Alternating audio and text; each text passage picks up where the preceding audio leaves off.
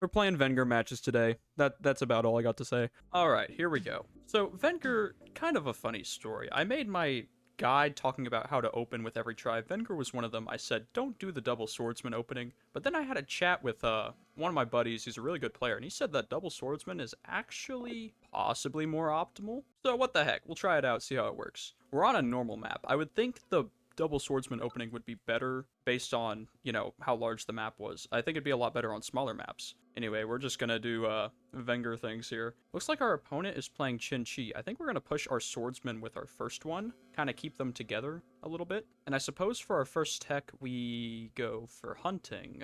It gives us a nice capital upgrade. There's also the possibility of climbing and mining. Since we already have smithery, obviously we start with it, that might not be such a bad idea. I think we're just gonna get hunting to start here. It's more traditional, and then if that doesn't work very well, we can always try climbing mining in another game maybe. It also looks like our opponent possibly spawned in the south corner just based on seeing this mountain here. And we have a village to our north. Our swordsman can grab it. But then we kind of like pull our swordsmen apart. They're a lot weaker when they're separated. There is the possibility we just, throw both of them at our opponent. Maybe steal a village from them kind of early. And then just set them on the back foot from the get-go. Let's move this swordsman first to gain information. Oh, their borders are right there. Alright, you know what? Yeah, let's bring back the swordsman. Because, unless they have... Obviously, there's probably a warrior on this tile. Unless they have, a second one, they're not going to be able to prevent me from sieging this city with my swordsman. Now, of course, if they don't have a unit there, we can't siege. Yeah, they left the city open. Smart play. I guess we'll just train a warrior in our second city here to go for this village. We could even get another one in our capital and send it north or something. Might not be a bad idea. We'll go ahead and go for it. I think now we start saving up for climbing and mining. Oh, our opponent has smithery. Yeah, they are playing Qin Chi, so they can definitely just do that. Now, because we got our swordsman here, we forced them to get smithery and train a swordsman rather than building a forge or something. I think we can still siege this city as well. Yeah, we can. Wow, that's a lot of mountains. Okay, good for them, I guess. We'll just end our turn there. Now, had we not gone for the double swordsman opening, had we just gone for a swordsman and a warrior, this play down here would not have been possible. So it just goes to show that, yeah, I mean, your opening has consequences. You don't need me to tell you that, though, but we can see the effects of it in this game. So maybe I was wrong about Vengir openings. Maybe double swordsman is actually the optimal play. See, I've been playing this game for 6 or 7 years. I'm still learning new stuff. That's what's so cool about Polytopia. Now, of course, I don't want to change my entire perception on the opening just based on this one game. That wouldn't be very smart. I'd try it out in some other games and see what happens. Okay, I'm going to pick up climbing. Yeah, that's a lot of metal. That's a Qin Chi moment right there. We also have metal in our territory as well. So maybe we grab mining as well before capturing this city. I think that's fine. We have the advantage right now, so we can just kind of play around a little bit. Capture that city. Move this warrior north. Move this one north as well. Got another village. I think this swordsman will just recover, and we'll end our turn. So we start with smithery. So we got climbing, mining, smithery. We are good to start ecoing a little bit here. Opponent has writing. The fact that they've bought mining, smithery, and now writing makes me think that their economy must not be very good right now.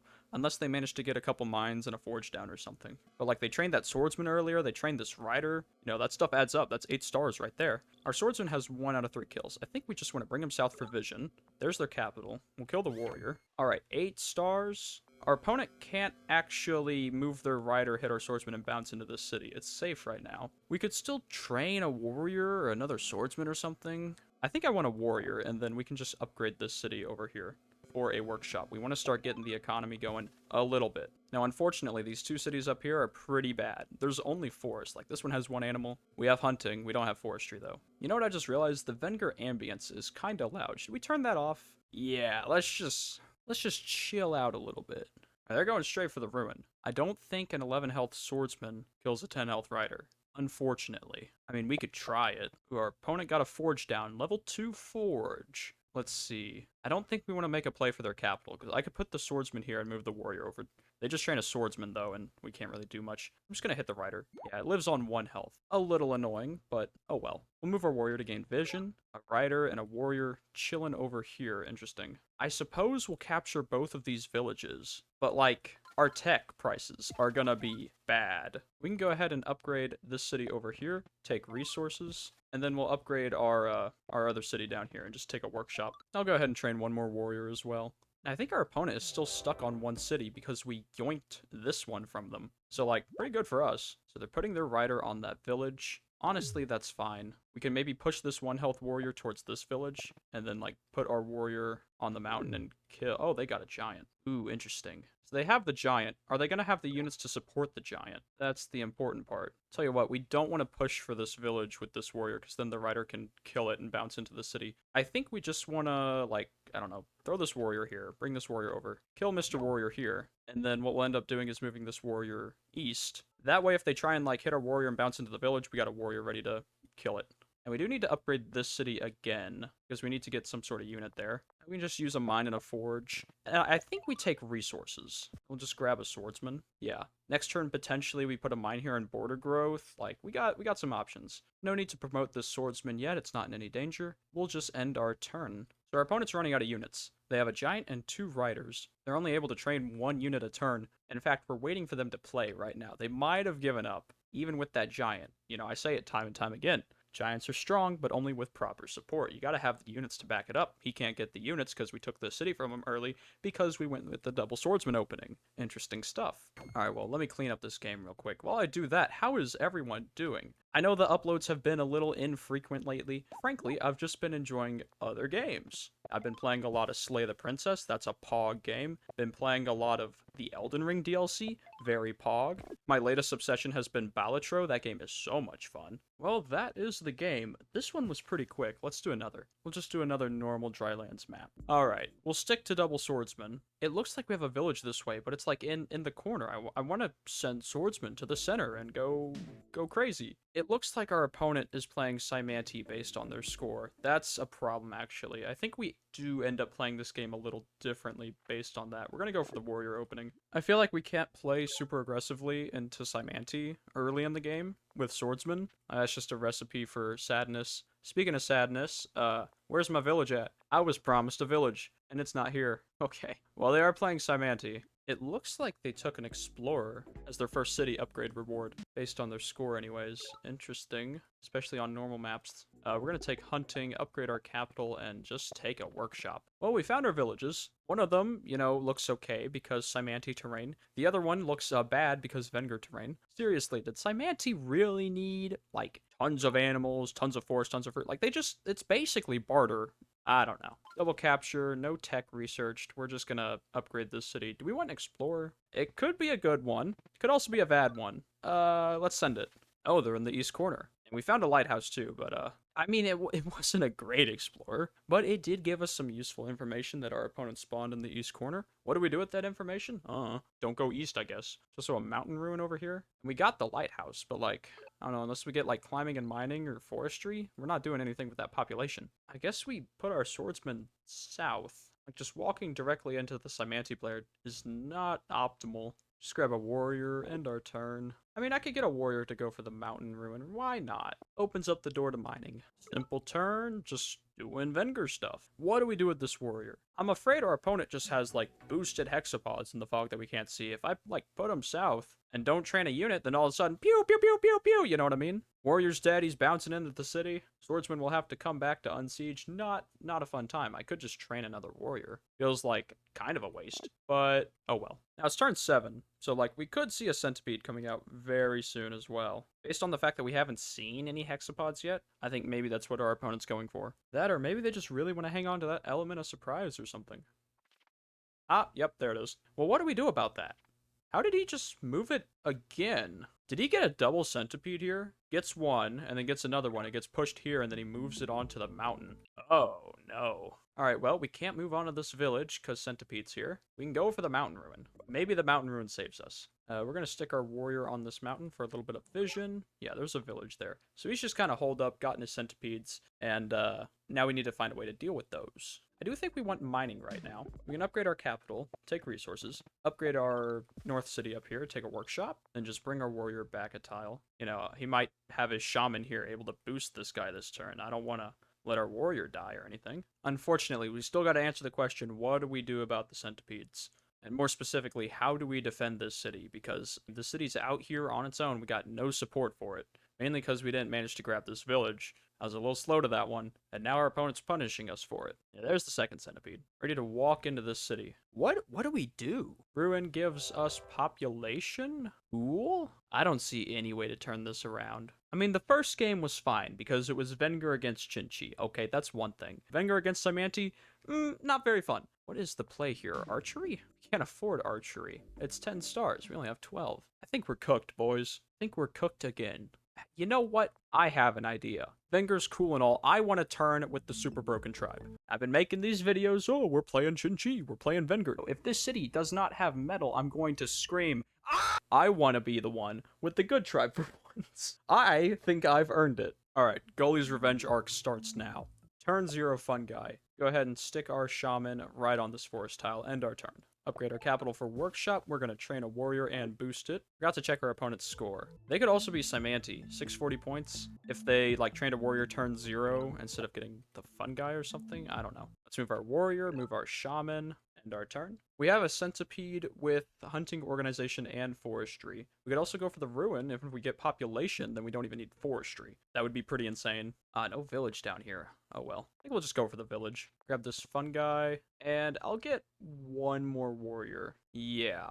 I think we want our shaman to grab the lighthouse. That'll give us 1 population, and then we don't even need organization for our centipede at that point.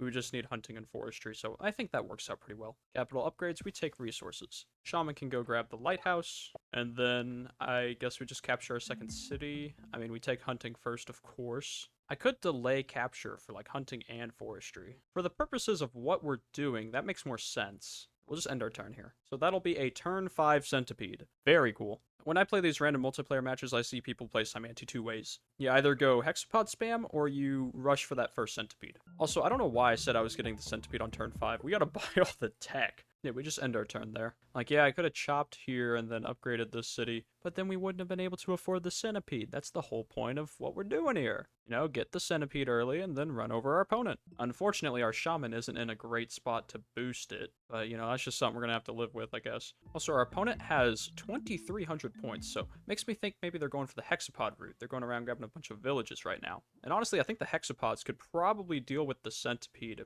very efficiently. Honestly, that didn't really cross my mind, but we've already committed, so here we are, turn 6 centipede. We also get our Metropolis Monument. I'm gonna hold on to that, because we can use that here and get another centipede. Go ahead and grab this city. We're just gonna throw down that Park of Fortune. Explorer. They're playing IMO? What the heck? Oh. Okay. I had the wrong idea, I guess. We need to get this fun guy down this turn. That needs to upgrade as fast as possible. The poor IMO player is just gonna get run over, I think. We can just end our turn here. Next turn, we take riding, get like a hexapod here, maybe another one here. What's the ruin give us here? Population. Gross. Whatever, we'll take riding. I guess we could get roads, and that would let us upgrade our capital again. Not really worth it in my mind. Just stick to riding for now, and I'll capture this city. We could take border growth in this city. That might not be a bad idea, honestly. Although, I'm guessing there's a village here, and if I did that, I'd be cutting out resources from it. So, Let's grab 2 hexapods, and then upgrade this city over here. Technically, I could get an explorer. It will just go down this chain. Oh, I gotta play. I'm taking a workshop. It's safer. Yapping too much. The reason I went for workshop is, I don't know, I feel like the explorer just maybe would have revealed their capital and then not done much else. Also, if it hits like a mountain on any of these tiles, it's just gonna do nothing. Workshop, guaranteed value. Stick with that. I am a little concerned. Our opponent's playing IMO. IMO's a very powerful tribe late game. Simanti's not a very powerful tribe late game. Really one of their only weaknesses. So if this guy can stall long enough, take us into late game, we might struggle a little bit. Let's see if we can't find the village. Oh, it's on this tile instead of this tile. Well, that's it. That's how that is. Let's bring Mr. Hexapod and Mr. Centipede over here. Just pay a little visit. Grab a hexapod here, and then we can go ahead and upgrade this city. I think we'll just take population growth. And we can upgrade it again for the centipede. Ooh, he's got defenders. Smart move. I believe we can siege anyways, though. Right? Surely hexapod and centipede will kill a defender. Yeah, okay. Siege in that city. Let's go ahead and get our centipede near our shaman. And let's bring the hexapod over as well. 2 more hexapods. And we could grab organization and upgrade this city. On that note, though, we could also just do it with mathematics, which gives us a bit more versatility as well. I'm also kind of inclined to take mining and climbing. We have a ton of mountains just like kind of in our cities, and Simanti has pretty good metal rates, so like maybe not a bad call. Her opponent has a second defender in this city here, just trying to do whatever they can to stop us. But, I mean, welcome to Simanti, my man. I'm sorry. This is just what's happening. Let's grab climbing. Oh yeah, look at that metal. Sure, let's just take mining too. We're completely chilling right now. We can blow some stars on mining. Capture both of these cities. Just go ahead and upgrade this one here. We'll take an explorer. Oh, he's on the right track. He's getting there. Yeah, there you go, buddy. Move on to this ruin. Bring this hexapod over. Upgrade this city before I forget. We'll take resources there. Easy stuff. I should have moved this hexapod before I had the shaman boost, but that's fine. Need to play quicker. Gotta play quicker. He's got a ton of riders, it looks like. I mean, that's how you counter Cymanti, is that you gotta hit the head before it can eat your units. Basically all it comes down to. I think we want to have this segment explode, and we just bring the centipede over here and, like, eat one of these units. Yeah, sure. If this forest wasn't here, we'd be able to siege their capital. Oh, wait, centipedes have creep. So, like, if this segment just explodes, then we just kind of, yeah. Alright, well, let's see if they can stop that. They could possibly get a giant in their capital. I could definitely see it happening. 27 stars. Oh, they resigned. Yeah, I mean, Cymanti moment. I'm hoping we get some tweaks for Cymanti soon, honestly. Like, they're not broken. I know I said they were broken earlier. They're not broken. But I think in their current state, they are extremely strong, especially in scenarios like small drylands maps. Like, you're going to be playing Cymanti. You're just going to run over your opponent with, like, a turn 6 centipede or even turn 7 centipede. If you meet your opponent earlier, I've seen, like, turn 5 centipedes. It's kind of cringe. They're just so much better than, like, tribes like Vengir or Chinchi. It's just, I don't know. But yeah, that's going to do it for this video. We had some fun with the Vengir tribe. Tried out a new opening I don't normally do. Learned some stuff. And then, you know, I did a Cymanti game because it's fun to turn the brain off for a little bit, you know? I'm just joking. You don't turn your brain off when you play Cymanti. It's just, they're a little easier than other tribes. So just leave it at that. But yeah, I hope you guys did enjoy. Hopefully you learned something. If you did, be sure to hit the like button down below and subscribe for more epic Polytopia videos. And if you want to support myself and the channel directly, you can become a channel member by hitting the join button down below. And I'll see you all in the next video. Have a spectacular day.